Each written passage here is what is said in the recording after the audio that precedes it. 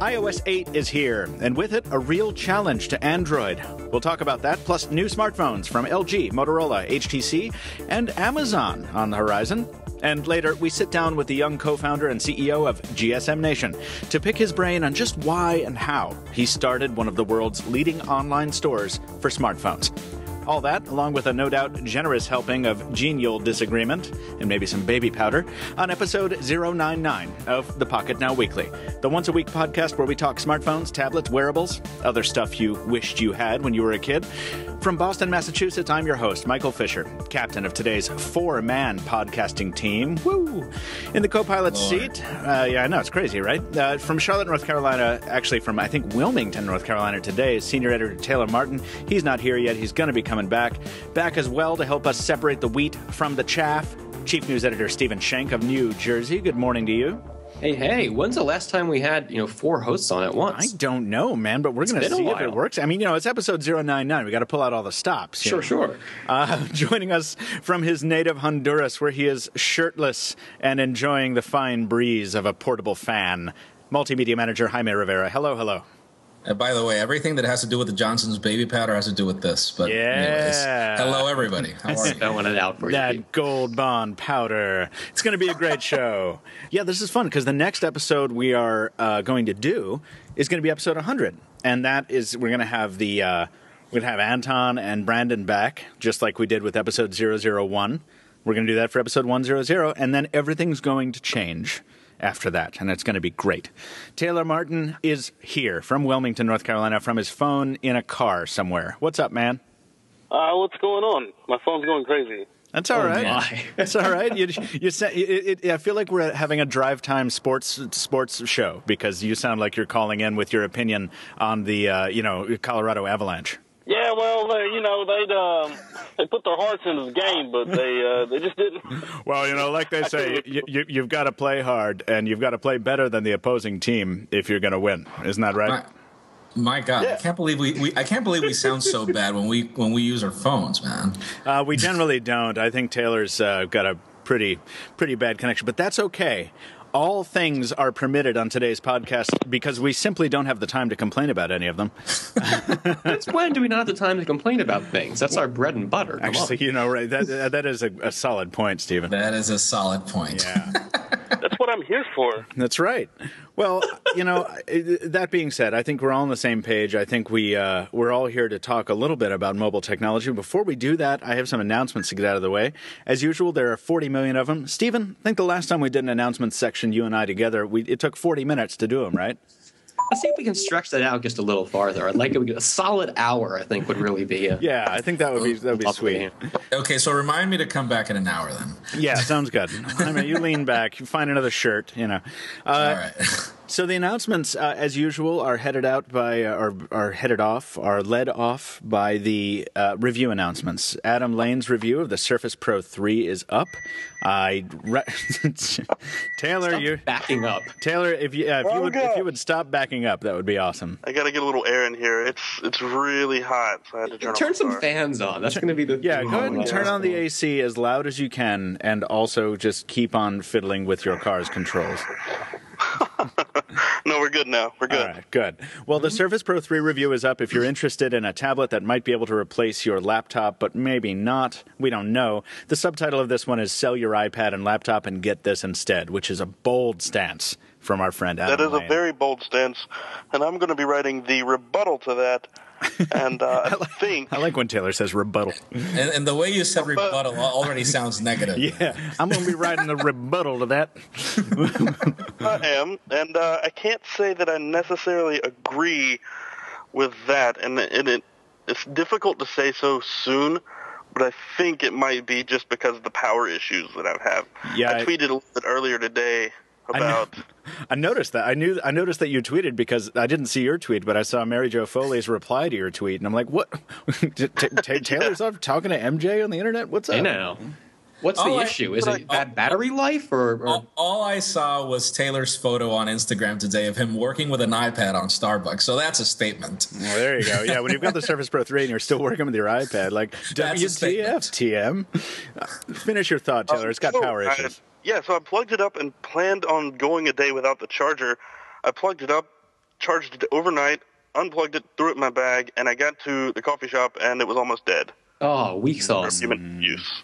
So well, that's a problem. That's a big problem. But they've got a fix coming out for that, right? Fairly soon? Apparently, and I think, if anything, we should probably wait to do our rebuttal until after that update. Yeah, I think that's probably a good call, because when is retail availability on this thing? I actually don't remember. I don't either. Jaime, Steven? I think it was the second. I think it was the second week, the end of the second week of June, which is next week, but I'm not sure. Yeah. So if the thing is on shelves with this thing, like if you open it up out of the box and you've got an update waiting, that's totally acceptable. I mean, we see that all the time.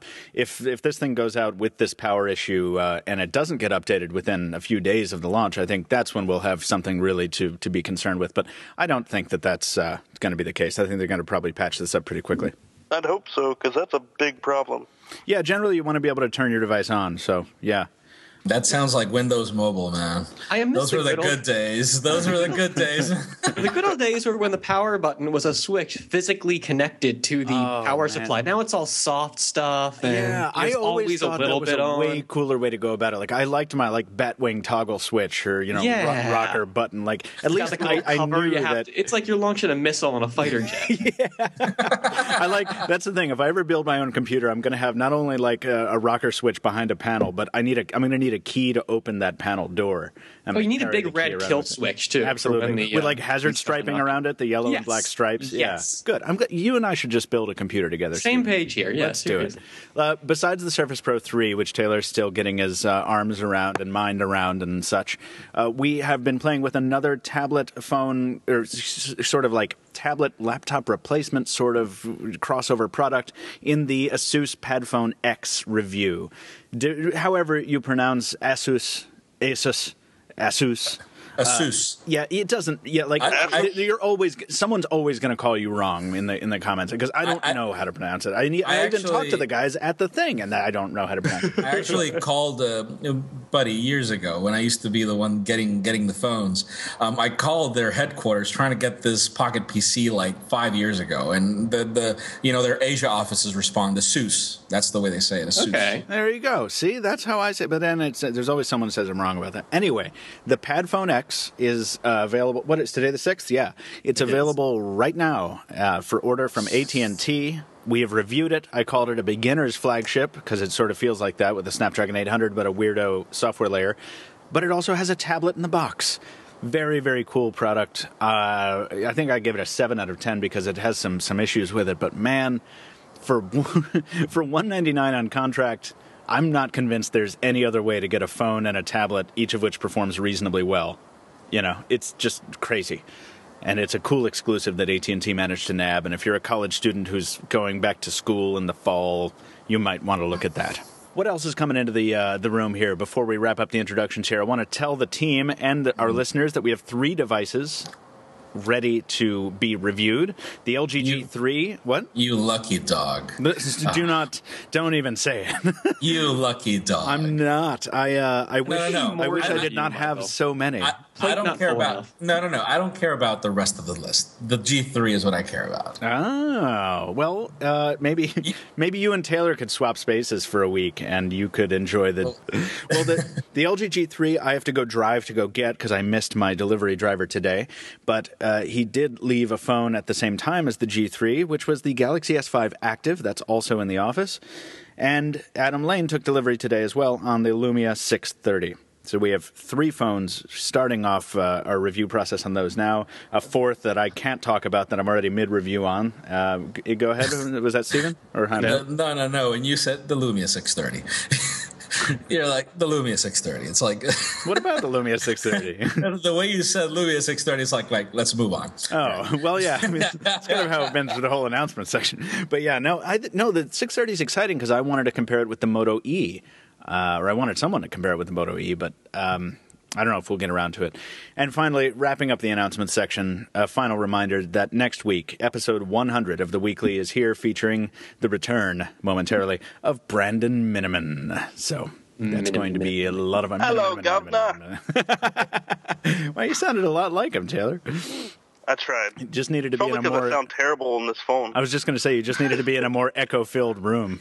I love this. Is the most stereotypical. This is like if you use a phone effect in like an effects processor. This doesn't sound real. It sounds too real. It's true. Well, that is going to do it for the announcements, folks. We have to move into the thought thread to get us into the mindset that's going to carry us through the rest of this news section. And I loved it. It was the first piece of mail I opened up today. It was the only piece of mail I opened up because it was perfect. This thought thread, bong bong, is from VJV, who says, "Hey, guys. Since you want succinct questions, I took that as a challenge to write one in the form of a haiku. So here it goes. iOS, Android. What reasons are there to switch? Similar features? Thanks, VJV." How about that? I've never read a haiku on the air, and we've never received a haiku. I had never read the word haiku. Are you serious? I'm serious, dude. I think this, for your post-episode 100 re-envisioning, all haikus. Just all haikus. 2 hours of haikus. Your listener mail does not get read unless it's in haiku form. VJ, thanks for that. No. On our end as well. Oh, our it's responses just us. and everything. Oh, yeah. I think raise the bar. That would be something I would listen to at least once. At most once. Yeah. I was about to say at most once. So let's use this to segue into iOS. We're in the news section. iOS is undisputably the huge news of the week. Apple has announced it at WWDC 2014, and I think the real big question here is how does it perform against Android? Because of course, that's usually the question, but, arguably, Apple introduced more features than ever before that looked like, if not carbon copies, then certainly features inspired by the work that Android has done up to this point. So I think it's a really good question. Is this we talked about this a little bit in the editorial roundtable, I realize, but I'm interested in Jaime and Taylor in particular talking about how these two operating systems measure up now based on what we can tell from the beta 1, even though that's an early beta. We know what it's supposed to look like. Very, very early beta. Very early. I want to stress that. I couldn't take it anymore on my iPad. I still have it on my iPhone, but my iPhone is very unreliable right now. Mm-hmm. So, I can't listen to audio. I can't even open the app. I can't do a lot of things because it's just an early beta, and all of the apps just need to be updated for, official support for iOS 8. So that's going to take some time. Yeah. And a lot of the features that were announced, a lot of the ones that are very Android-esque are not live yet. So third-party sharing, third-party keyboards, not live because there are no third-party keyboards yet. Sure, that makes sense, of course. Yeah. Yeah. And again, the apps aren't updated for iOS 8, so they don't have the APIs for extensibility. So you don't get third-party sharing yet. So this is a good point. This is something to remind folks who would try to load this on their phone. If your iPhone is your only phone, don't do this. Because don't do it. No. Don't do it unless you make a backup first. Yeah. Make a backup of iOS 7, then try it, and then revert back to iOS 7 a few hours later, because then you're going to be so angry. Like, my iPhone is extremely sluggish. Mm-hmm. If I open the App Store, it takes 30 seconds to a minute to open or to load the apps, even on LTE. Because it's a beta, it's an early beta. We know this. Yeah. And, but I think it's interesting to talk about. I realize that Apple didn't intend for this to be a public release. It's still supposed to be a developer thing. I mean, there are tricks you can use to get around that. But let's compare this to the Windows Phone 8.1 preview for developers. I mean, that had its issues when it came out, but it doesn't sound like it's anything as bad usability-wise as iOS beta was. Well, Microsoft took almost 2 years to pull that off, dude. Well, that's the thing. They took longer, but also it's a less ambitious upgrade too. Well, that's and they sort of made it public. They intentionally sort of kind of wanted to make it public. Whereas in the case of Apple, you kind of sign an NDA for that not to be public. Obviously, so my biggest impression with iOS 8 is I like it. like the promise behind it.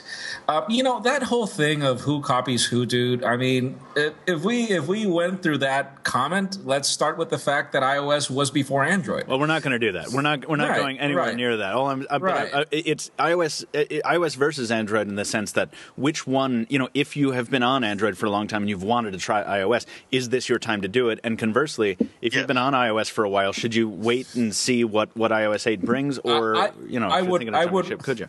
Okay, so if you are like me, if you're really invested in the Apple ecosystem, like with a Mac and stuff like that, there is no worse time to switch.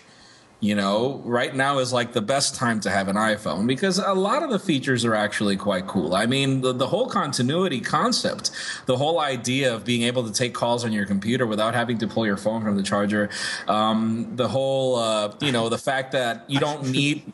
we've always everyone else is so amped on that thing, and it's like I said this on the Hangout, but on the roundtable, but it's like I've been doing that since 2009. You can't impress me with that. You know what I mean? It's it's Google and Google Voice built into Hangouts. Seriously, everybody's against it though. That argument because they're like, oh, but it requires Google Voice. With this, I can answer my phone calls with my number. I don't care. I use my Google Voice number. People call me on that. That's not a valid counter argument. But I have been answering calls on my computer since 2009. But I've been that too. But there is a valid counter argument in that, and then you have to put up with all the rest of the crap that's broken with Google Voice and has been broken since it launched. And I'm not even sure. That's the point that I'm trying to make. I mean, Google Voice hasn't been updated for years, and everybody thinks that it's going to be, they're going to pull it out of the market at some point. Google is notorious for doing that. So, what's the problem? What's the problem with Google Voice? What? I know Stephen was trying to jump in there before. Stephen, what were you trying to say there? I just don't get the appeal of doing a voice call on your phone, on your computer in the first place. I mean, it's been, like you said, it's been available through Google Talk extensions for years now. I've never even taken advantage of it. I have all these phones. I want to.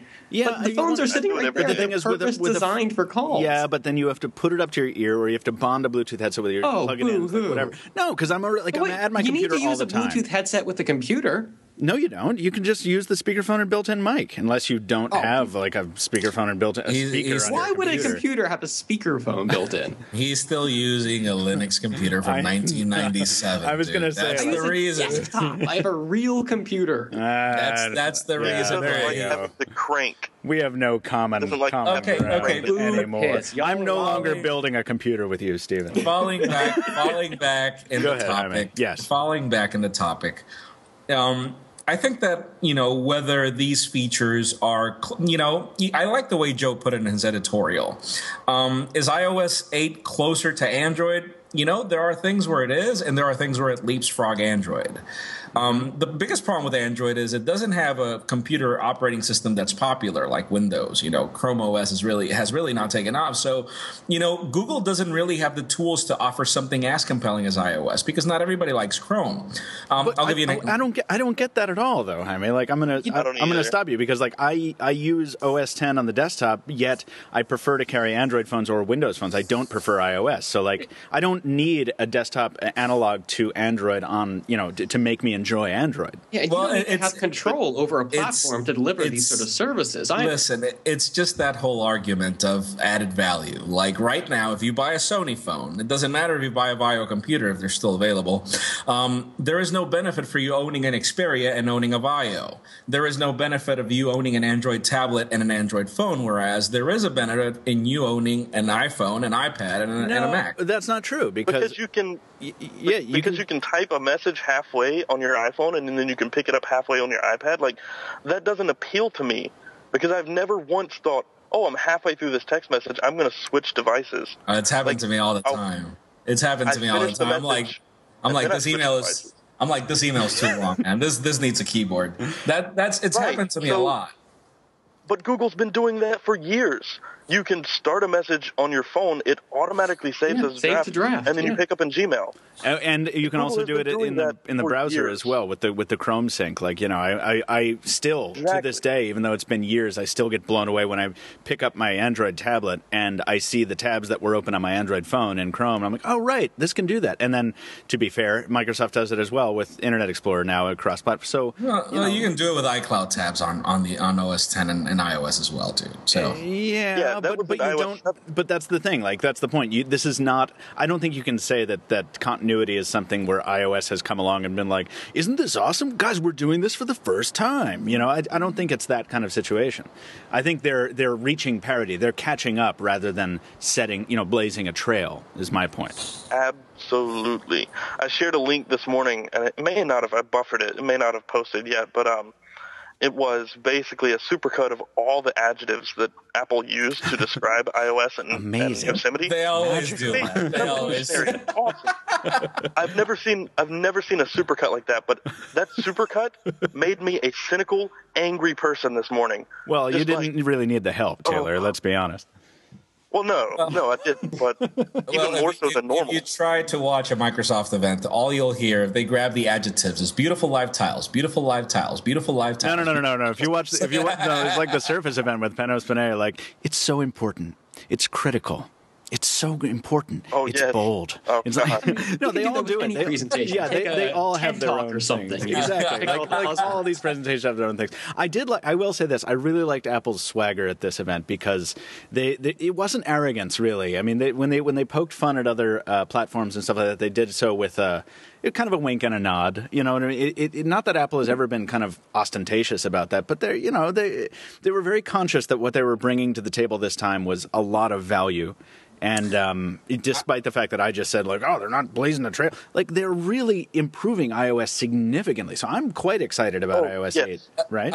I'll tell you. I think the best person, I guess Marquez worded it better than anybody. He said Apple can still poke and jab at Microsoft and Android while at the same time taking all of their features. So they're sitting here poking fun and like just cutting them down to size, and then at the same time just copying stuff they've been doing for years.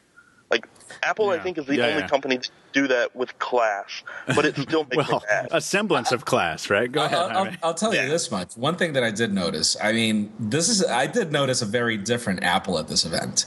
And everybody said it after the event. They were like, forget about the fact that they were funny and stuff. You know, I don't think Apple has made such bold changes to an operating system ever. You know, it's always been that this is, you know, now I do believe that there will be a bigger iPhone. Now I do believe that they will probably try to do a bigger iPad as well, because I don't see the same Apple that's not willing to dare the odds, whereas in the past they would be very conservative about the changes they would make. Definitely much less caution in this event than before, but it wasn't recklessness either. I mean, I think Craig, whose last name I still can't pronounce, is it Federici? You're asking the wrong guy. Well, now I sound like an idiot. I expect one of you to be the expert to jump in and save me from my thing. Steven, you're the guy. I can pronounce Japanese words. That's Damn about it. All right, well, Craig. Frederico. Is that what you're saying? Well, Craig. He'd butcher my last name anyway, so let's go ahead. Craig, I think, was a wonderful presenter. You know, Tim Cook called him Superman at the event. And just every time he came back out, there was that kind of feeling of restrained positivity. And, hey, this is cool. Let me show you how cool this is. Like, there were people lining up to take selfies with him after the event. And then he retweeted all of them, which was pretty wild. Is that the guy with the hair? Yeah. The guy with the hair. Thanks for being on point there, Taylor. You mean Hair Force One? Come on, this is a podcast. We have to be descriptive with our imagery. Of course. The guy with the hair. Duh. Hair Force One. Go ahead, Taylor. I wasn't able to watch the keynote because I was actually packing and on the road for part of the keynote to come here to Wilmington. How dare you? How dare you? Right. When I got here, I opened up my computer and I saw like a few headlines, and then I went to The Verge and I saw the two main things they had. This is the new Apple, or welcome to the new Apple. And all I could do was groan and roll my eyes because, dear God, there's nothing more baity than the new Apple, right? Like, that is clickbait in its essence. What? And I thought, that's what I was thinking. No, that's what I was thinking. Hold on. Okay. All right. hear me out. That's what I was thinking. Like, this is so stupid. I didn't watch the keynote, so I didn't get to see this part. Wow. And then I installed iOS 8 on the iPad and the iPhone, and when I saw the headlines and all the new features and everything, like the third-party sharing, the third-party keyboards, and all of this, I'm like, wow, this is actually a new Apple. They're opening up and kind of tearing down that walled garden slowly, one brick at a time, and it's really interesting, and I think that's why this is kind of a really important iOS update and a good time to try an iPhone if you've never done it before, or if you've been an Android user and been kind of reserved about trying iOS. iOS 8 is probably the best time to try it. Yeah, that's certainly the original question. So iOS 8 is the best time to try it, but do we wait for new hardware? Because the other bit of news in this section, is this 4.7-inch and 5.5-inch iPhone 6 rumor, both of which have always struck me as the most outlandish things ever to claim, especially from a company who has never been about big devices, because big devices still, frankly, don't make much sense outside of a small but growing niche of people who are going to buy a phablet. But it seems like these rumors are gaining some traction. They're gaining some credence. Is that right, Jaime, or am I wrong? Well, that's the thing. I mean, Apple was never the company of many tablets, and they came out with the iPad Mini. Now, probably the biggest irony is the iPad Mini has been the less successful iPad they've launched. That can't be right. That can't be right. It is, and you know, I see those things everywhere. Well, but it's not. I don't think that's right. I was reading that. Dude, it was part of the quarter. It was part of the quarter results. It was part of the quarter results. The sales are they're not disappointing, but they're not as good as the bigger iPad. And you know, you get to wonder. I'm like, man, did Steve Jobs know something we don't, because he was so reluctant to reduce the size. And so yeah, the rumors are big about, you know, a 4.7-inch and a 5.5-inch iPhone. There are cases, there's schematics, there's everything. And Foxconn pretty much just made it official, which is the news that we covered last week. They pretty much announced that they were working on two different iPhone models, and they mentioned the sizes. And you know, Foxconn has never done this. I mean, no partner can ever come official with a prototype from Apple, and they pretty much announced it. So this was so timely. It happened directly after WWDC. So you wonder about a press release, like Foxconn released a press release that said they're building a 4.7-inch and a 5.5-inch iPhone 6. I'm looking at this right now. This is from BGR India. Yeah, but there's this according to sources in there that makes me feel like this isn't official. I feel like everyone would have run with this in a massive way if this didn't have some kind of hinky thing in it, and it just feels wrong. I'm not sitting here saying that BGR India is like, oh, they're crap or whatever, but you know, it just feels weird. Dude, it feels wrong. No partner from Apple has ever done this, but it happened directly after WWDC. So a lot of us are assuming that the reason why this happened is for Apple to calm people down that there is hardware coming, but it just wasn't ready. Yeah, and there's no link to the statement, and then apparently this is taken from Digitimes. Like, I don't know what the deal is with this. Now, I'll tell you this much, though. You know, if you ask me if there will be a 4.7 and a 5.5-inch iPhone, oh, that's a good question. I've had this thought, man. For me, that 5.5-inch model just sounds like the next iPod Touch, and they're probably going to make it this gaming thing. You know, I don't see them doing that. No, you don't think they're dumb enough to do that, do you? Because the iPod Touch they haven't revamped the iPod. They haven't revamped the iPod Touch in 2 years. Don't you think they'd retire it before they revamped it again? I mean, isn't it a dying product category? No, they've sold a ton of iPod Touches. They have in the past, yeah, but are they still selling them? They are still. It's the best-selling iPod right now. That can't be right. It is. It is. I was told by an person who can't be named. A person familiar with the matter. Yeah, the quota for an iPod Touch each day at an Apple store is 1. One. If they sell it's a good day. Not one per rep, but one per store. One per store.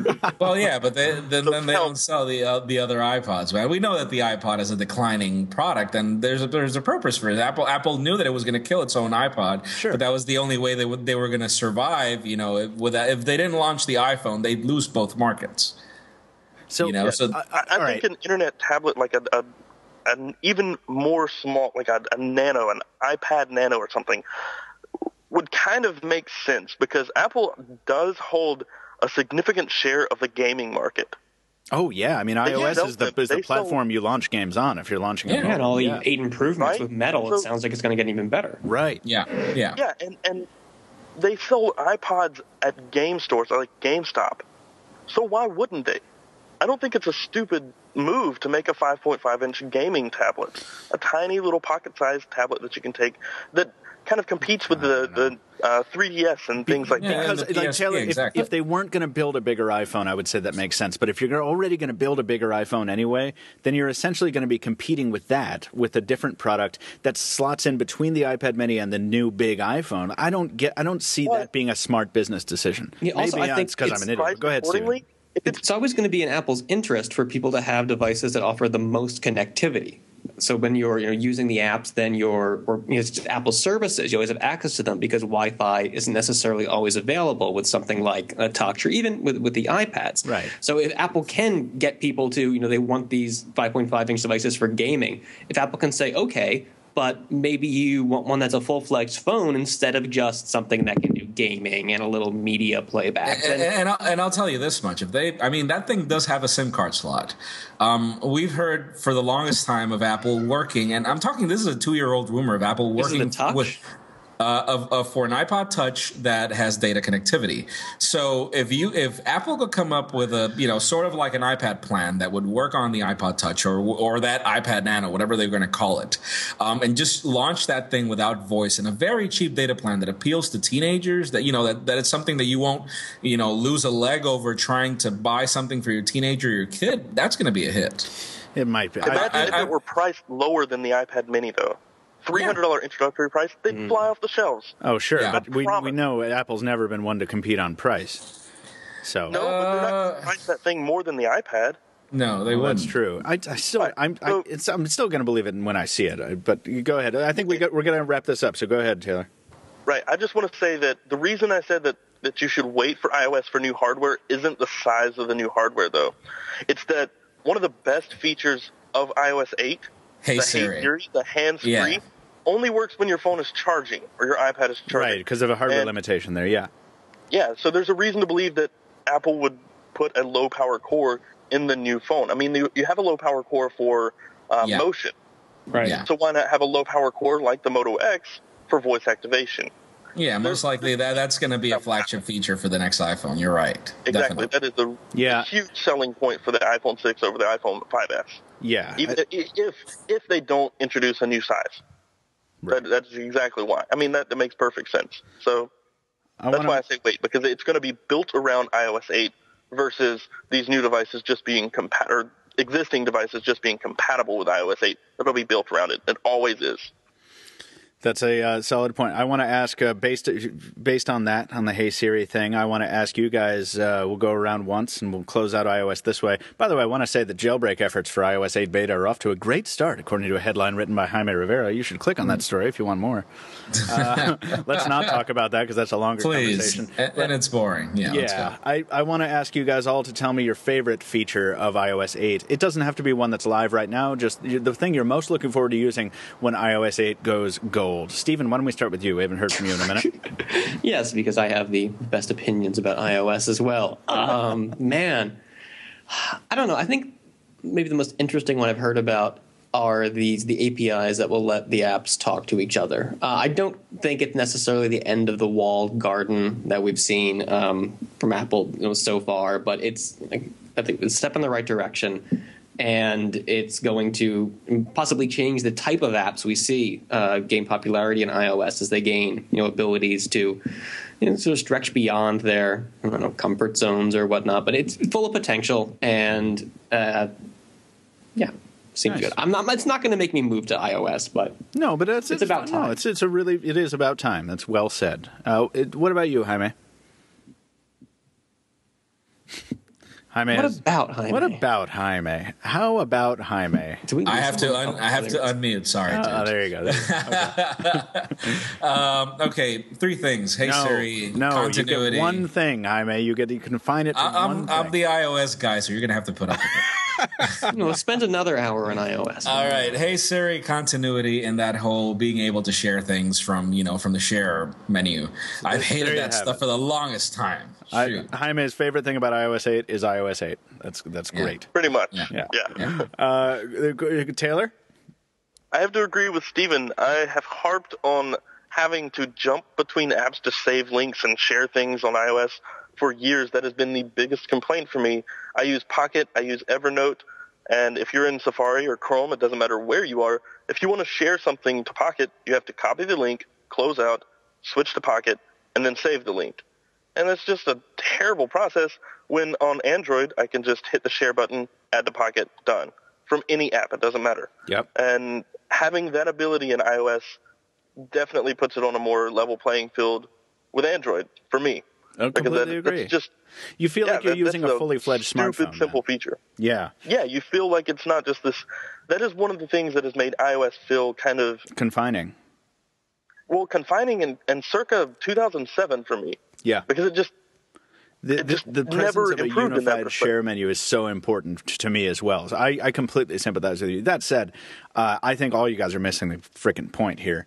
Do tell. The best thing about this platform is the fact that when you get a text message, you can flick it down from the top and reply to it right there, and you don't have to jump into the app or anything like that.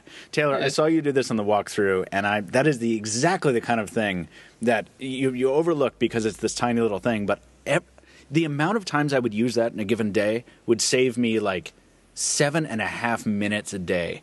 And I could do so much time wasting with that 7.5 minutes. Now half an episode of Adventure Time. Yeah. What, Taylor? 7 minutes. I said, that sounds like a TED Talk. There you go. Minutes. The 7.5 minutes, yes. That is a really nice feature, but it's just... I'm not saying okay. You have to like it too, man. I'm just telling you my favorite. I'm just sharing. Just sharing my thoughts, brother. No, it is nice, but being able to save a link from the browser... I get it. Taylor, I have to let you go after the iOS section is complete. Technically, that's already happened, but before you go, because I was going to ask your opinion on one other thing, I'm going to ask it to you now. In Android, we're about to talk about the Moto X+1. We've talked about let's just sound the damn bong, bong, bong, bong, Android. There it is. And with that's going to be a lot more fun after episode 101 when we have live sound effects.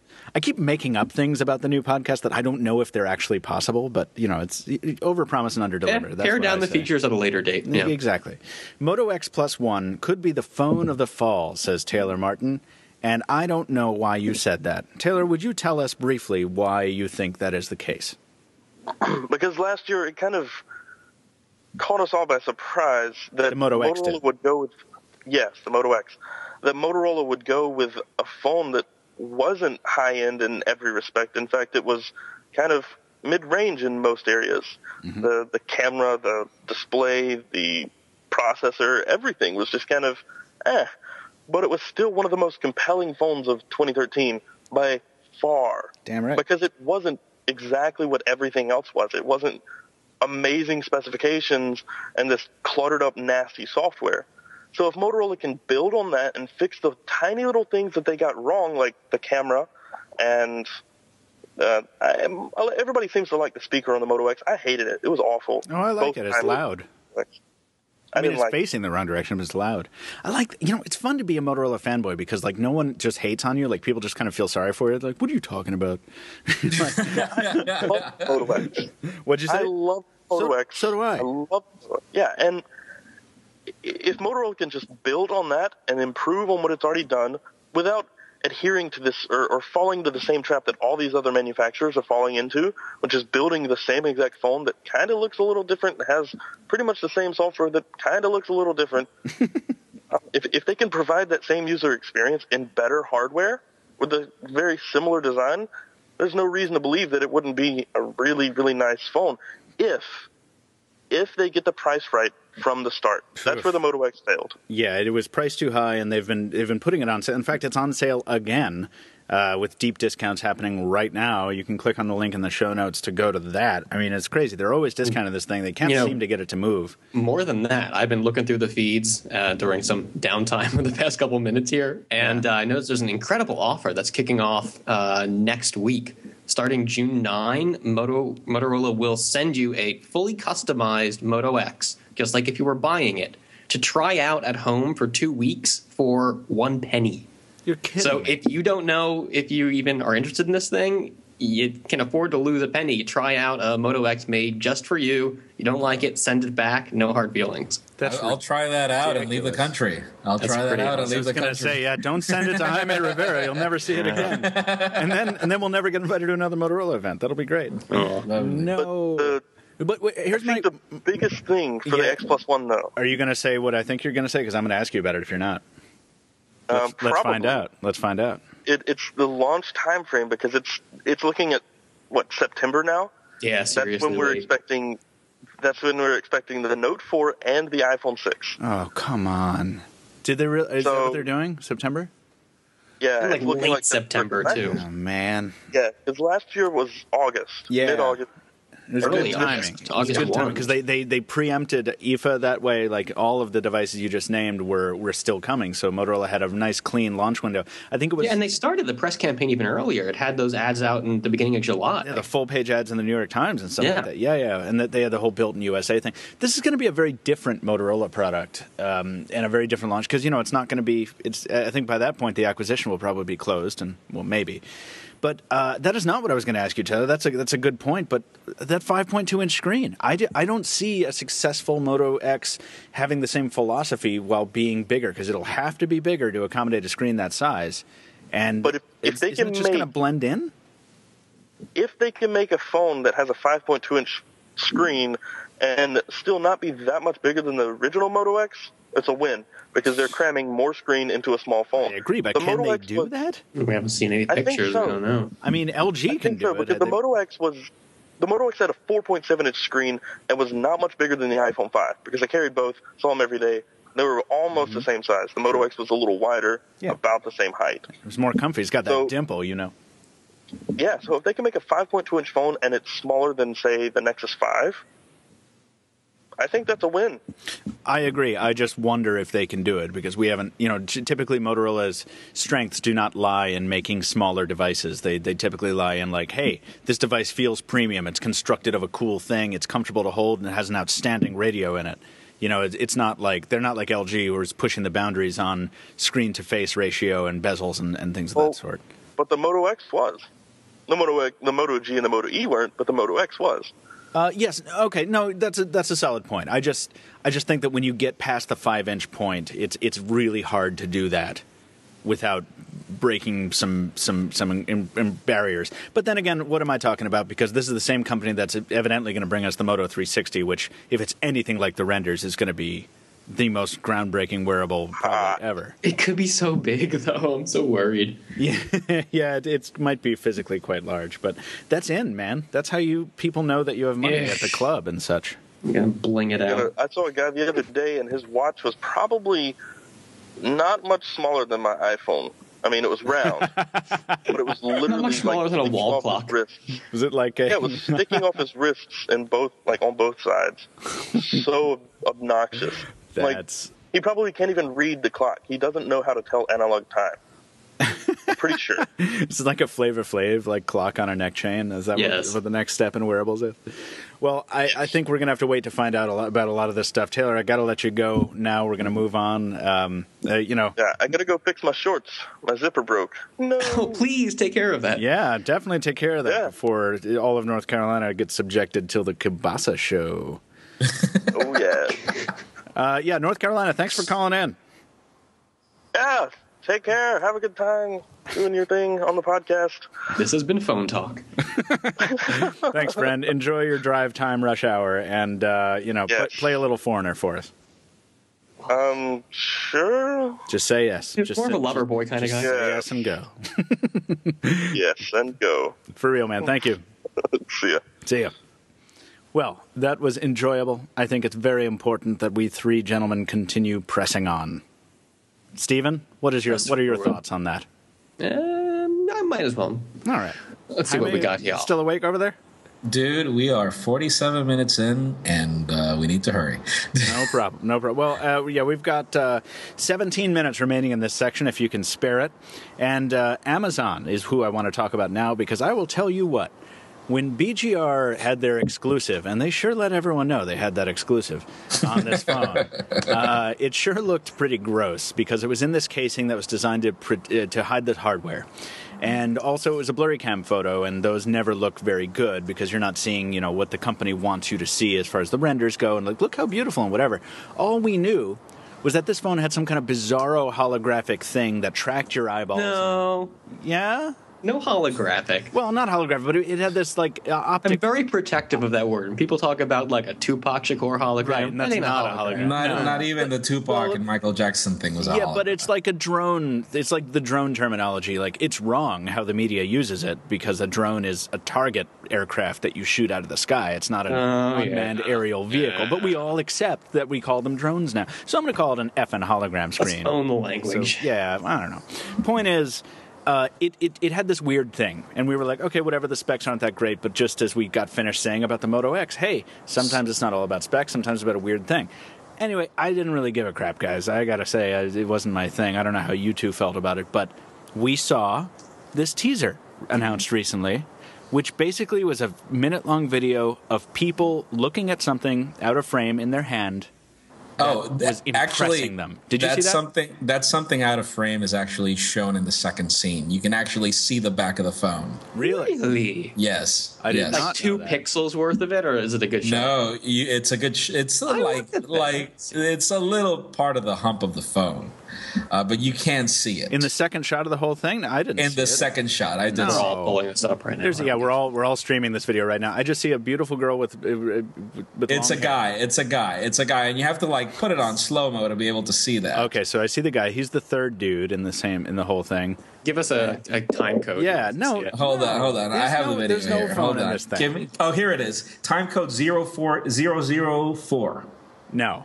There's a dude with glasses on. Is he the dude? Dude, I'll send you a screenshot right now. Please do. Listeners, this is compelling listening, I know. If you could only see. Well, Jaime sends us this screenshot, regardless of what it looks like. Regardless of what the thing looks like. This commercial made me feel like it primed me to be ready for the story Amazon wanted to shove down my throat. Because this was well produced, but the point of the whole thing is this is authentically amazing a lot of people. And they're all like, oh, wow. Oh, I've never seen anything like that. How'd you do that? Do I have to give this back? And it wasn't done like... Here you go, Steven. I'm sending it to you. Run the exclusive. Run the exclusive. It was. It wasn't like another company would have done. It wasn't like ham-fisted or whatever. Like, these people seemed authentic, and I know they're all out of central casting or whatever. But it was still a really well-made thing, and it made me wonder just what this phone does. Stephen, will you remind us all of what this thing is supposed to do with this eyeball tracking nonsense? Right. So the idea is that it doesn't actually have a 3D display like we've seen on, when did it happen? 2.5 years ago, when we had the Evo 3D and these phones that had screens that used a little lenticular lens on there that actually could create real depth perception in the screen. Instead, this is a flat 2D display, but it uses cameras to figure out how you're looking at the phone and to then move on-screen UI elements at different rates to create sort of a parallax scrolling effect. So maybe if you're looking at your desktop and you kind of tilt, it's sort of like what iOS does when you tilt the phone. I was going to say that. Yeah. Yeah. Don't we already have this? Instead of sensing the phone moving, it's iOS tracking your eyes. The gyro. Yeah, iOS is the gyro. But it's the same thing with the icons in the background move at different speeds. Now, supposedly this is really integrated with the UI on this because it's Amazon. It's not going to be straight Android. It's going to have all sorts of customizations. Big old skin, yeah.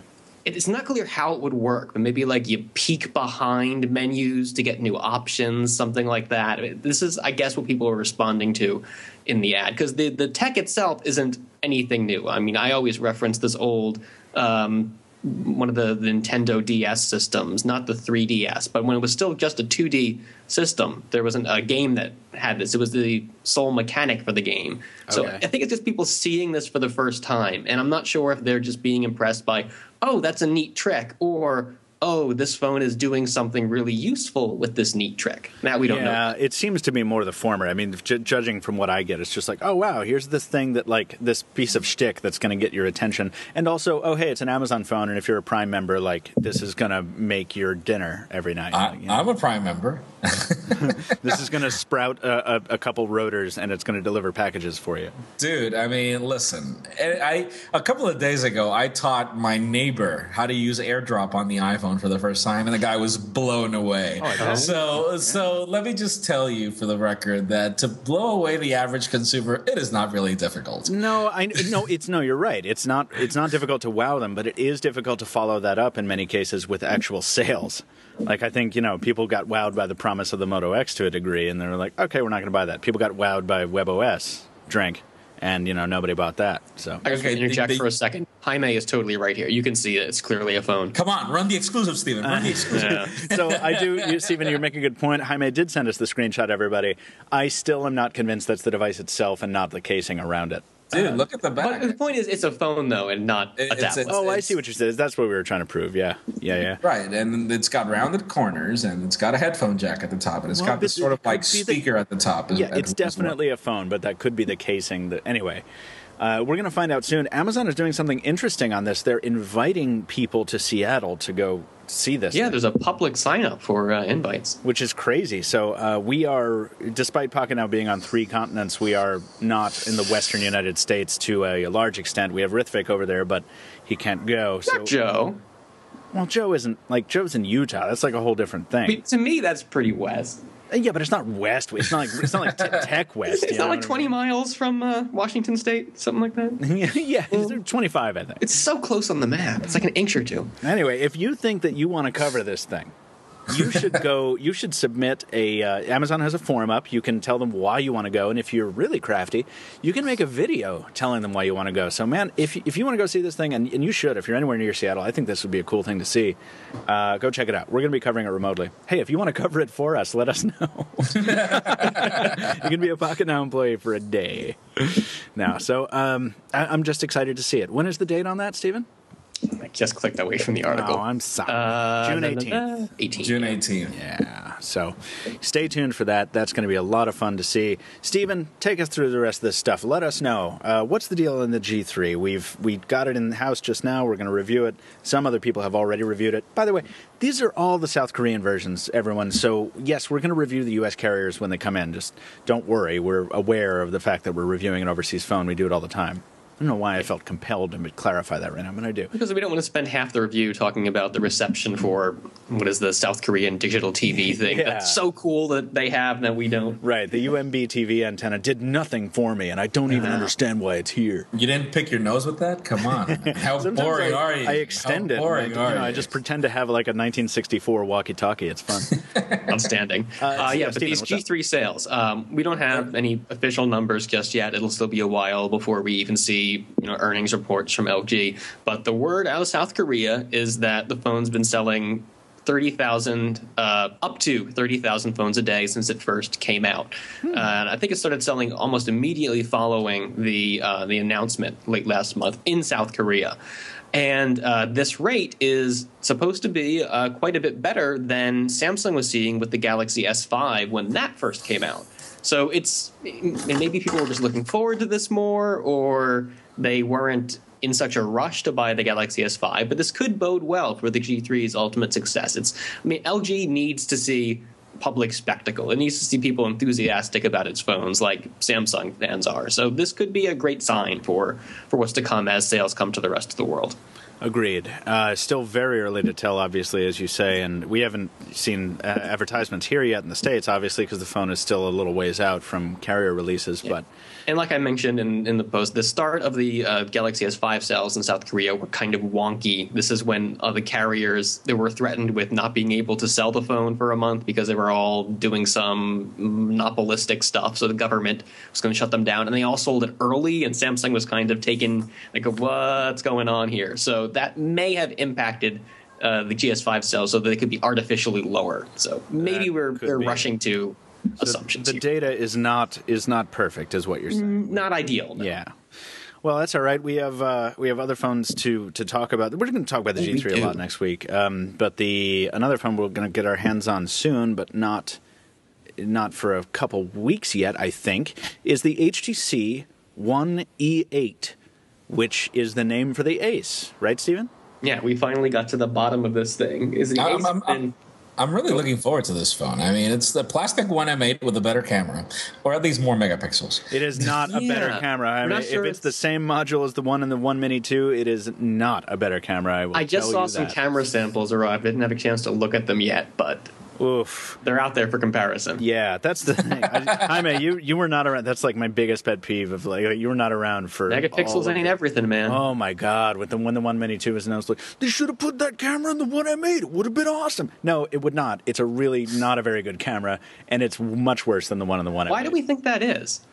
Is it a physically smaller sensor? Can you really be much worse? Yes, you can be significantly worse because the One M8 does not have a bad camera. It has the same camera as last year, which is disappointing, but it's not a bad camera. It just reminds me. So my mother lost her smartphone a couple of weeks ago. Yeah. So I bought her this like cheap blue Android phone that cost me like $75 or something. Wait, blue like the company or blue in color? Yeah, blue. Yeah, blue the company. Miami-based blue. Yeah. Dude, and actually the phone runs Jelly Bean. It's got all the bells and whistles for $75, and so I bought her the phone just temporarily. And dude, she was all stoked out over the camera until she took the first photo. There you go. There you go. See that you can't judge a camera based on anything but using it and seeing the samples. Tell us more about this E8 though, Stephen. Is it really, as Jaime says, is it a plastic One M8 with a different camera? It's largely the same as the M8. The design, the same. The boom sound speakers. It's plastic is the biggest difference, and then we have the camera, but it's still got that 5-inch 1080p display. You could mistake it for from the front at least, mistake it for a One M8 easily. Dude, I love the fact that the plastic, the black variant is a matte black. So it reminds me of the DNA. It reminds me of the One X. Oh, or the I don't One X, like the gold accents on that though. Yeah, I'm not liking those either. But the crazy thing about this is $450 is how the currency conversion works out, which is like what like $200 less than the One Mini 2. And I think the important thing to look at there is what the M8 was selling for in China. And I believe it's crazy expensive over there. I mean, probably. Compared to us, I think like the equivalent of $700 or $800. So this is a way, way cheaper option. I am sorry that I wasn't ready to respond to you. I was reading the comments, and I just have someone saying this phone is not plastic, it's polycarbonate, which is better than polycarbonate is a kind of plastic. Polycarbonate is plastic, yeah. However, I think we do need to educate it's aluminum. It's aluminum. It's not metal. I'm like, my God. I think we should talk about this, though. I think that it's time to revisit this, the polycarbonate versus plastic terminology debate. Not here on this podcast, of course, but via an editorial. I mean, it'd be nice if we talked specific plastic. Oh, this is acrylonitrile butadiene styrene. Obviously. No, clearly. This guy, somebody in the comments was like, he's like, dude, that's aluminum. It's not metal. I'm like, dude, metal is not an element. It's a term. So it's aluminum, titanium, whatever the hell. It's gold. These are all metals, man. I would love a polystyrene phone. How nice would that feel? I mean, it takes scratches like a mofo. It would be horrible. It'd be like a model plane that I used to. I want a styrofoam phone that flakes. Its corners flake off. You want a bubble wrap phone? Is what you want. I want a denim phone still, and I don't care. All right, are we getting one from OnePlus? I don't care. I think that would be interesting, but Motorola was supposed to bring us one, and it didn't happen yet. Listen, closing out the Android section, this isn't really Android, this is carrier news, and it's interesting. We're not going to talk on it much because if it happens, we'll talk on it a lot, but T-Mobile and Sprint, the eternal mismatched pair, there's always rumors, will they or won't they? Well, this week, another round of them popped up. They're said to be close to a deal, and they're always close to a deal. Eric Zeman at Phone Scoop had a really cool tweet about it. He's like, whatever, they've been close to a deal for like 3 years. Like, okay. But apparently but this is different than years ago, because now SoftBank owns Sprint. It's not just talking about Sprint and T-Mobile together. It's SoftBank driving this whole thing. SoftBank, which is being run by one of the more ambitious executives, in telecom, I think. So yeah, a lot of publications are taking the opportunity to run kind of profiles on him. Stephen, do you remember his name? Because I should have known this, and I'm sorry, I don't have the Wall Street Journal had a good story on this. But anyway. But speaking of executives, it's just coming across now. I'm probably going to write about this a little later today, hopefully before the weekly goes live. You know where I'm going here? Yeah, I do. It's talking about the possible new CEO. So if T-Mobile and Sprint do ultimately join forces, word is that maybe T-Mobile head John Legere, am I saying that right? John Legere. Legere could be the very personable. I don't know how we could describe him. He's a personality, certainly. Bombastic, John Legere. Could be at the helm of this new T-Sprint. Which is a logical choice, I understand. I mean, John Legere definitely, whether he is authentically that wild as a person or whether he's a manufactured personality, is beside the point. He's played a massive role in reinventing what T-Mobile US means to U.S. citizens. I'll tell you this much: I never saw so many prepaid ads on AT&T or any other carrier before T-Mobile started with this whole Un-carrier thing. So he's moving the needle in the way the market should go. Oh yeah, I absolutely, and doing it in a way that's refreshing. I mean, granted, there's not a lot of class to a lot of it, but when you have an executive up there, like after endless presentations of like, well, we're going to talk about scaling and moving to a bigger model, and we're going to really focus on pivoting toward you have an executive up there who's like, listen, these other guys are effing ripping you off. Like, look at this. God damn it. Why can't anybody see this? And he's like kind of flipping out. Like, I still remember his first presentation, and I was like, wow, this is pretty crazy. I wonder if this is going to pay off for T-Mobile, and it has. He's a bit like the polar opposite of Dan Hess over at Sprint, who's a likable guy, but he's not like out there. Isn't the energy that we see from That's a really good point. And actually, I was going to talk about Hesse too, because I think it isn't pronounced E, right? I don't know. I think it is, because I think he took over right as I was leaving Sprint. But the thing is, I think he doesn't really get enough credit. I know Sprint has been bleeding customers for a long time. It hasn't had a profit in like 7 quarters or something, and then before that. But he came on board and took over a company that was in utter shambles, thanks to the Nextel mess and everything. And he really played a huge role in stemming the losses. I don't think he was able to inspire the kind of growth Legere was able to instill in T-Mobile. But I don't think Legere's challenge was as big, frankly. Then again, I'm biased because I was inside that mess and I remember how awful it was. So I don't know. I didn't really have any hope for Sprint when I left. And then, hey, sure enough, they're still around. What's concerning to me, and you should tell me if you agree or disagree with this, guys, is that this discussion is being talked about of necessity as Sprint buying T-Mobile because of the way the scale of each company works out. Sprint is a bigger company backed by a bigger company. Or actually, I don't know if SoftBank is bigger than Deutsche Telekom, but whatever. I don't think that's the way to go because Sprint proved that they can't buy a company, particularly a company with incompatible network technology again. Well, but we've come a long way since then. First of all, yeah, LTE is going to change. Sprint? LTE is changing everything. Yeah, I mean, Sprint's committed to being all LTE quite soon. Like for example, the iPhone 5S that works on Verizon, you can swap a SIM card, and it's not the same LTE antenna, but it's got the same GSM antennas, even if it's a CDMA phone. So the bands and everything, the processors are including more bands more and more. And just remember, I'm thinking that this is more like a sort of a business that Deutsche Telekom is looking forward to, because they're still keeping 20% of whatever merger happens. Deutsche Telekom is? Yeah, so let's say right now they own T-Mobile, which is 100%. But if they end up merging with Sprint, they'll end up owning 20% of what Sprint and T-Mobile is, which would be, it's not a bad portion of the business. It's not, but yeah, and in exchange they would also get rid of T-Mobile US, which they've been trying to do for like a decade. Right. No, like not a decade, but a long time.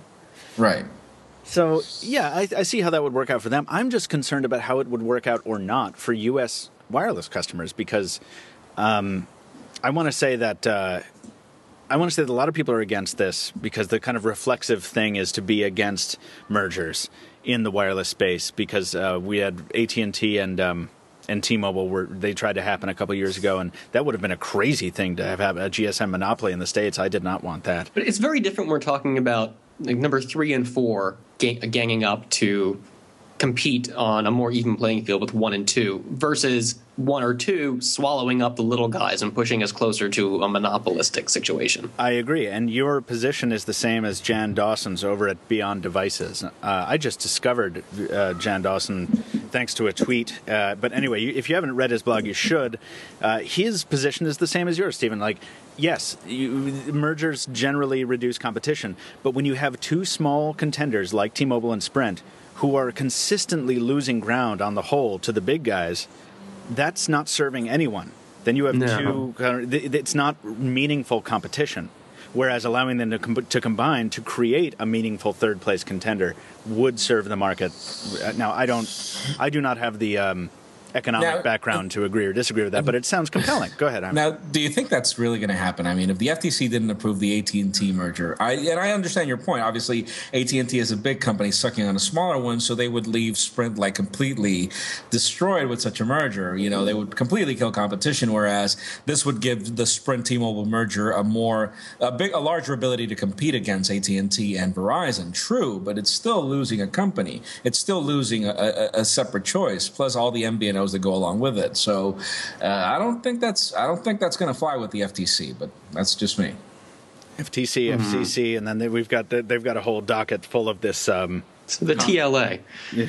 Well, they've got this Comcast. What's it called? Comcast Time Warner thing on the landline side. Oh boy. Anyway, I think, like I say, we're going to talk about that a whole lot more in the future. We had a Windows section, folks, but it wasn't full of really any news that was worth discussing, particularly since we're out of time. So we're going to take a break. I'm going to let Jaime and Stephen go, and we're going to come back with Ahmed Khattak from GSM Nation. Gentlemen, thank you so much for joining me today. As always, it has been a distinct pleasure. Pleasure's all ours. I'm going to talk to you so much less classy on the Hangouts. No, it's guys ruining my podcast. This is why we have to change things up for the 101st episode. It's because of you. You've run it into the ground. Oh, no, thank you very much, both of you. And you guys have a good weekend. I'll talk to you on the other side of it. You too, dude. Take care. Sounds like a plan.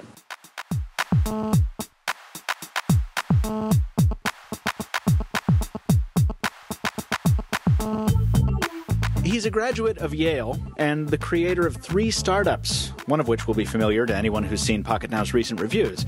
Ahmed Khattak is the co-founder and CEO of GSM Nation, a Connecticut-based online retailer specializing in smartphones, and he joins us today from Dubai to give us some insight into that side of the mobile tech world. Ahmed, welcome to the show. Thank you so much for having me, Michael. I'm really glad you're here. Now, tell me, why you're in Dubai on business? Yes, Middle East is a fairly big e-commerce market, and we decided that we want to have a physical presence over here. That makes sense. I understand. I've never been to Dubai, but I keep, there's always news out of there about world's largest something or other. It looks like a really, really interesting place to be. Michael, the place is just incredible. The last time I came over here was 18 years back, and it's I would say it's a mini Las Vegas, but it's not, because it's as big, and that's what they've done. It's like it's something that you have to come and see to appreciate what they've done over here. A Las Vegas on the coast sounds much more appealing than one in the middle of the desolate expanse of sand. I would think so. Absolutely. Well, I want to talk mainly about GSM Nation today, not just to plug the site, but because we don't often get the opportunity to stop and think about the kind of ins and outs of the business, that side of the wireless business. And there's some cool stuff to know. We were talking off the air a second ago, and you said, maybe it doesn't have the best perception all the time. It has this kind of, a lot of people see it as this kind of wasteland of deception and stuff like that. Yes.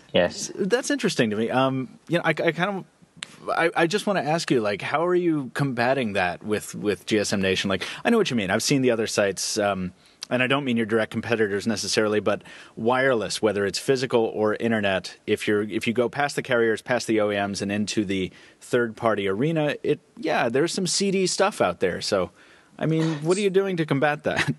Very good question. I mean, it's. I think one of the biggest things have been that.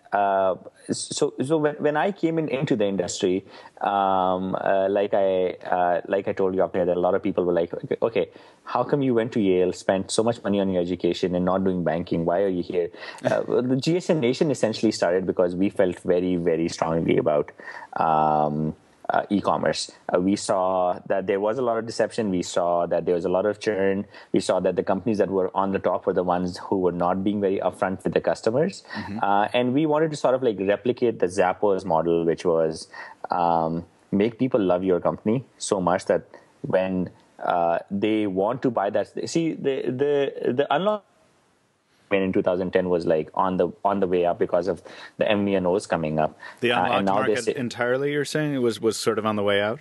Yes, around the same time as I was in, because you just had a Simple Mobile come in, and for the first time MVNOs had like really cheap data rates.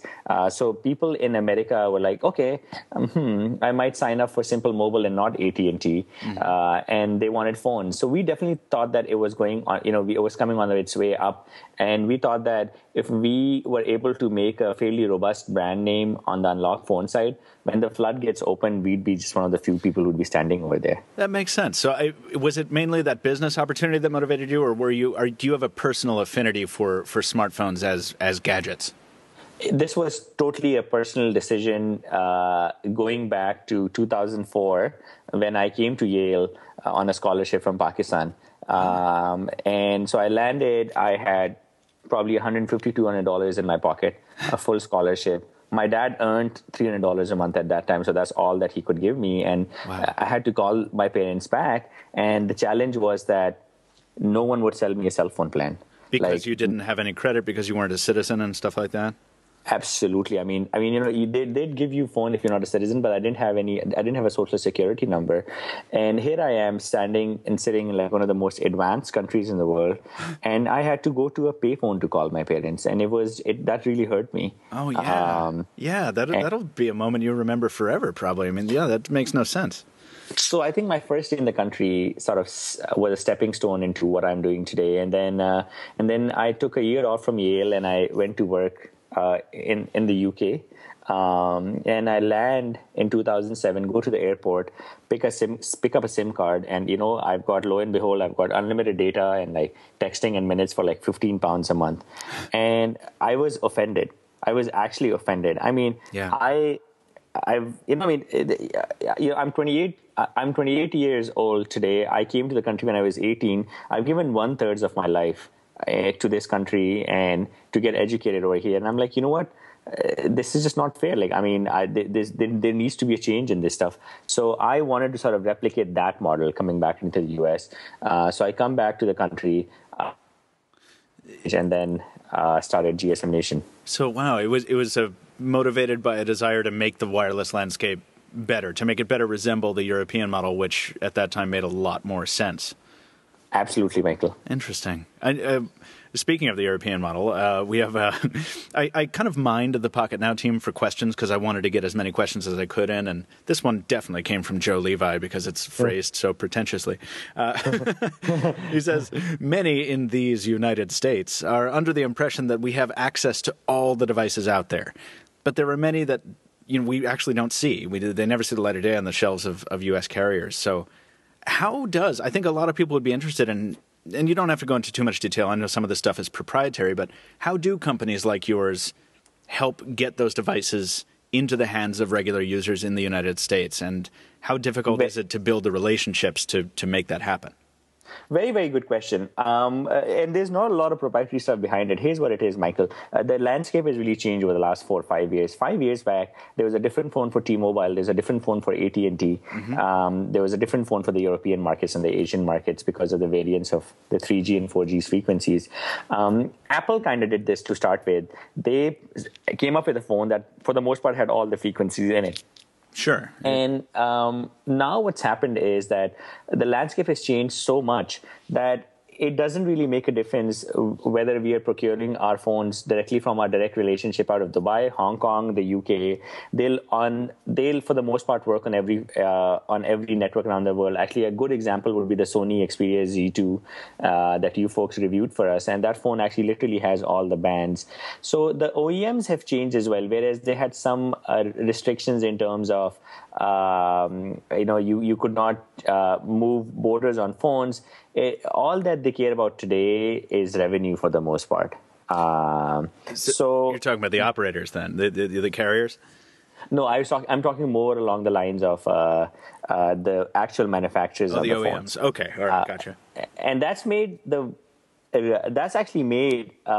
the OEMs have opened up a lot more, and the way we get our American customers phones that they don't have access to is we'll see where the phone has been released. We will go directly to the OEM and we'll buy a few thousand, 10,000, whatever it is, and really? we'll share the inventory across our channels.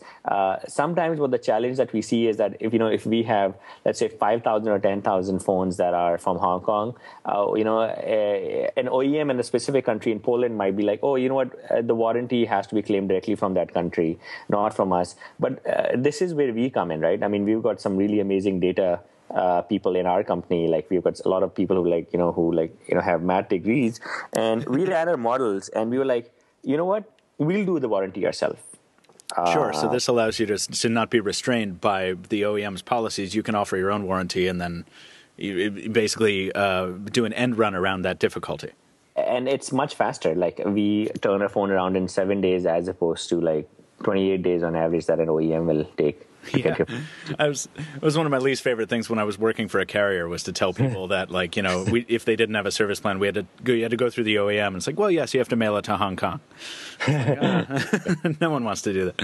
So that makes sense. But what about, like, some of those OEM relationships have to be tricky, because we saw recently there was a flagship phone released in the recent past that was not distributed the same way as it had been previously. So some third-party retailers were left out in the cold, essentially. We had to actually cancel our order with one. I mean, what's involved in that? We bring up a very interesting question. So here's what you have to look at, right? I mean, the thing is that OEMs in itself, it's a very decentralized way that they do business. Like, for example, we have seen with some OEMs, we've had much better relationships in Europe than the US, and with some of them, it's the other way around. So I think it depends fairly like where you are. Based on whether you're going to get a phone or not. Generally, here's what's happened. As the OEMs have softened up, the carriers have really toughened up as well. We have actually seen, we saw this in the example of the Galaxy S5 LTE. We were actually one of the first people to get that phone in the country, and we bought them directly from Samsung, the US LTE versions. Yes. And what we found out was that AT&T was actively blocking the LTE on our devices. On just the batch of devices that got sent to you? That specific version, absolutely. So outside anything, so it was the 900A, the version, which was AT&T's version, and the OEM version of that is called 900M. Okay. Exact same phone. They were blocking 900M's LTE frequencies just so that people could not buy the phones from outside, which is incredibly unfair. Wow. Because their phone cost $640 plus tax. Ours cost $639 unlocked and no tax. The phone being an OEM phone and being unlocked in itself actually costs that the worth of that phone is much more like a year down the line when you want to sell it. So there's some stuff that OEMs are doing, carriers doing, specifically AT&T. T-Mobile actually, to be honest, is totally pivoted. They can't care less where you're bringing the phone from. They just want more ads. Yeah. And you've got different, right. You've got different carriers that treat the landscape a little differently. So that's interesting, because that was going to be one of my next questions to you, like whether wireless operators ever lean on you pretty hard to stop selling something or anything like that. And I think we've seen a gradual, what I thought we were seeing was a gradual softening of carriers toward bring your own devices and stuff. But from what I'm hearing from you, it doesn't sound like that's always true. So there's nothing that they can do to us. Actually, it'd be illegal for them to say anything to us. And I'd love for one of them to come and say something, just get us more press. They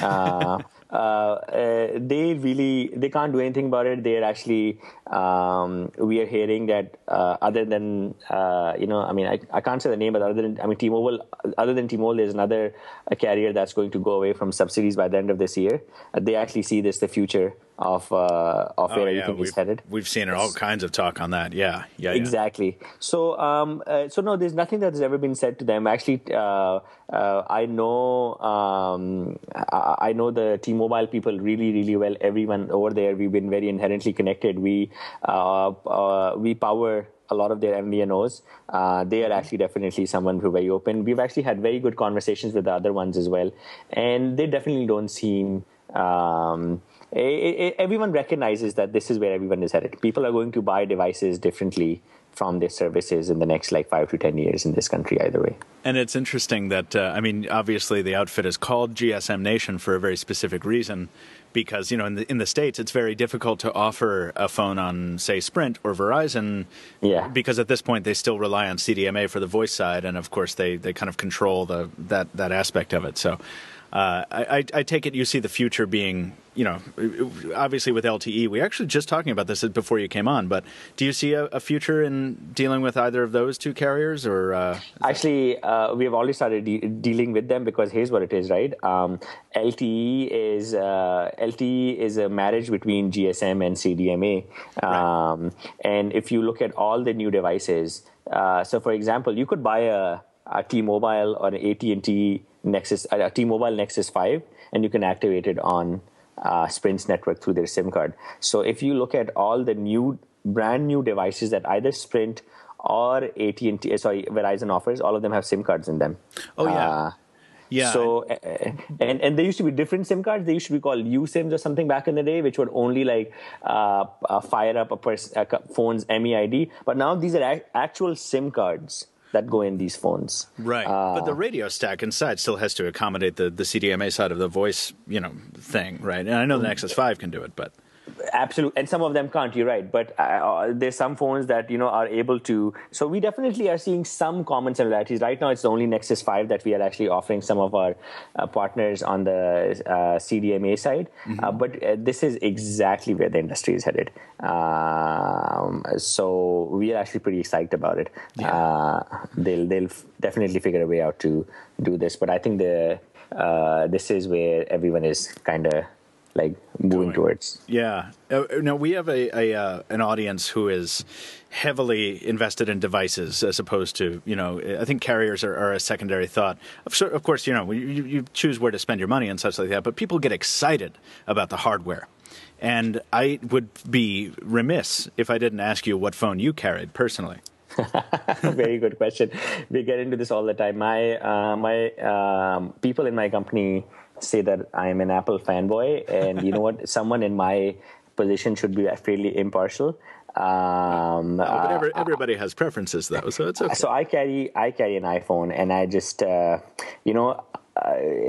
you folks are a company that gets the phones almost as soon as it launches. So I always have a new phone on my desk every 3 months. Yeah. And I've tried to go away from an iPhone, but unfortunately it's something that I've just not been able to do.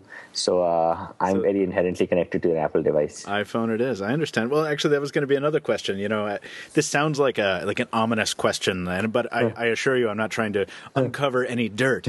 But if I were you, if I were in charge of a company that like yours that has early access to devices at times, I would certainly use my position not fraudulently. I would pay my own company, but I would definitely try and snag the newest and the hottest thing all the time. I would always be changing phones. But for you don't ever want to leave. You've not seen anything that has parted you from the iPhone yet. So No. Actually, echoing what you say, I've tried. I've tried to go to other phones. The challenge is the fact that I'm so used to the Apple ecosystem. For example, one of the things that I do all the time is a lot of my business partners have iPhones, so we use iMessage. So I'll come home, I'll fire my laptop up, and I'll turn my phone off, or like it'll be somewhere else, and I can still talk to them. Things like these. And then in the iOS 8, they just released a functionality for you to be able to send even text messages. Yeah, continuity. We were just talking about it. That's everything for me. That's literally everything that I've ever asked for. I'll learn my lesson from this. Next time I'll have you on for the whole podcast so you can just talk to us about the news too. So a lot of it is that. So like I'm happy with Apple. Sure. It makes sense. In the same vein, and we're kind of winding down here, but I've got a couple more questions. In the same vein, what is the most interesting device that you've ever had in your catalog, personally or otherwise? Just there's got to be one that stands out. Very, very good question. It's hard to say a very interesting device. We actually almost carried the dual screen phone. Laura, actually, our director of marketing, made massive efforts to bring that to the US. What with the Kyocera? The Yoda phone. Oh yeah. So we had actually almost signed the agreement, and we were bringing the phones last 3 weeks back into the country. But then we were like, you know what, they don't really have the bands. I think that would have been a very, very interesting phone. I think there's a lot of potential in that phone. Oh yeah, we saw both of them. We saw the first one, and then we saw the second at MWC or whatever it was. I agree. That excited us quite a bit. But so the second one we'll definitely be carrying. Yeah, the second one. But does it have the proper bands? Yes, it does. Interesting. So that's one. Other than that, I think what we are trying to push right now is other than the fact that Americans don't get to see a lot of high-end phones, there are a lot of mid-range phones that when you look at them, you get shocked at how good these phones are and how cheap they are. And this is, I think, what our marketing push in the next year is going to be. For example, there's a device called HTC 700. It's a 5.5-inch HTC phone with a metal clamshell dual SIM card, and we retail it for like $339. Hold on, it's a clamshell? Yeah, and you're like, wait, a $339 phone that actually, a very robust 5.5-inch phone, dual SIM card, cheaper than the Nexus 5. What? Oh, it's the Desire 700. Yeah. Yes. Okay. So what really? So I think I personally find those phones very interesting because people still think that if they want a really good phone, the only phone that they can get in the market is the Nexus 5, which is not true. That price range has some really amazing phones that the country will never see, and hopefully we'll keep on going so that people can start seeing those.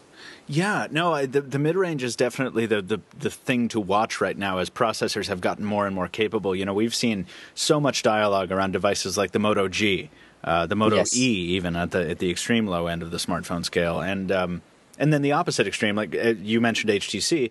We reviewed the One Mini 2, which we found to be a beautiful phone, but it was priced. It was just priced way outside the sort of mid-range envelope. Exactly, which is a problem. I guess it is, yeah, and so that's interesting. I mean, you guys have to offer. This isn't on the rundown. It's just leapt into my head at this moment. You guys probably have to make some interesting decisions based on where you price these things at, because surely you're buying them at bulk prices, and then you have to decide what price point to offer them individually. But the U.S. market, I bet, is pretty tricky on that, because for me, man, if I'm a customer and I'm looking at a carrier retail store who's like, hey, you can get this really awesome flagship phone for $199, and you have to sign a contract, but that's really cheap. Whereas, then I look at a site like GSM Nation where it's like, okay, I don't have to sign a contract, but I also don't have like $800 right now. You're so right, and I think this is one of the most exciting parts about GSM Nation in the next 3 to 6 months. We decided to go through a massive rebrand. So in the next 4 weeks, you'll see a website that just doesn't look anything like what we have today. We actually hired a very smart designer out of Melbourne, Australia. I fell in love with his work. We got his visa. We felt so strongly about design. We got a guy out of Australia relocated to the US in January. And what we're doing is we are going to start offering some really robust financing as well. So if 4 weeks you come in, you will never see a $700 phone. You will see a phone that you could get as low as $25 a month without any down payment as well. Wow. So I think this is where the industry is headed, to be honest. I mean, I'll give you a stat. 90% of T-Mobile's phone in the last 1 year were financed. 90%. Wow. 90%. And of course, T-Mobile is a good example there because they've been sort of leading the charge on that finance a phone thing. Yes. Yeah. So I think this is what you'll see quite a bit because, the sticker shock is still there. Like, I run into people all the time and they're like, Ahmed, this makes sense, but there's no way I'll ever spend $600 on a phone. It's just a mentality. Sure. It'll take time to change it. But there are other ways of making this happen. Well, I look forward to seeing them. Actually, that was going to be my closing question, what's next for GSM Nation? But actually, you've answered all those questions. So I think my last question will be, what's next for you? And by that, I mean, I've known a lot of entrepreneurs. Typically, you've started more than one company. But then I've known a lot of entrepreneurs who aren't satisfied. They start something and they're like, okay, cool. I've now started this. Now I want to go start something else. Do you see yourself, you sound pretty passionate about this field still. I mean, I don't get the impression that you'll be moving on anytime soon. Michael, there's so much to do. We thought that we'd be worth $30-40 million a year back. We are actually headed for something way more than that. We actually just launched our UK website and we've done insanely well. We are in a beta right now in the UK. We have done in 2.5-3 weeks. We have done more than £100,000 in sales with no marketing spend whatsoever. Wow! Wow!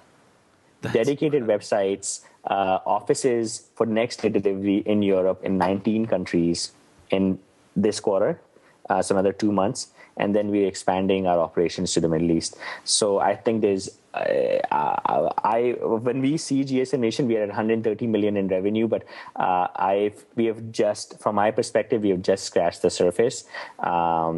We have our eyes set on 1% of the Western European phone market, which is around 1.6 million phones a year, and I don't think we're going to stop till we get there. So we're just getting started. There's plenty of new things for you to do, in other words. Absolutely. Ahmed, this has been wonderful. Thank you for this look into the workings of GSM Nation and the unlocked market in general. I think, I know that we have a rebuild on the horizon on your site, but even before then, I think you've succeeded in sort of taking some of the smarmy edge off of this market. So congratulations. Thank you so much, Michael. Thank you for joining us. It's gsmnation.com. Folks, our transition music for the Pocketnow Weekly is called Radiation. You may recognize it as one of the ringtones on your Nexus 4, Nexus S, or Galaxy Nexus, and it's also a full-length song by a musician called Ali Spagnola, an artist with millions of fans and a lot of fun to her live shows and concerts. We interviewed Ali on a previous episode of the Weekly, and she also has a bunch of very fun videos at her YouTube channel and at alispagnola.com, both of them linked in the description on YouTube and in the show notes at Pocketnow. Until next time, that's going to do it for this episode of the Pocketnow Weekly. Thank you for joining us, folks, and again, thank you for all your listener mail every week. We love it, and even if it doesn't make it to the airwaves, we do read every piece sent to us at podcast@pocketnow.com. Also, be sure to find us on Twitter. Stephen is at Stephen Schenk, Taylor is at Casper Tech, Jaime is at Jaime_Rivera, and I am at Captain Two Phones. You can also follow Pocketnow officially at Pocketnow on Twitter, Instagram, Facebook, and Google+. And if you enjoy the podcast, and we sure hope you do, please leave us a review wherever podcast reviews are left. As always, we thank you so much for listening. You're the best audience we could ever ask for, and we'll be back with episode 100 next week.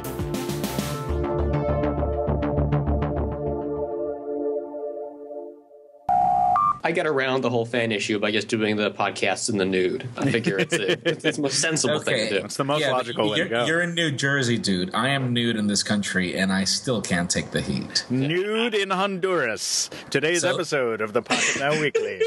Brought to you by the skinny dipping Pocketnow. Brought to you by Johnson's Baby Powder.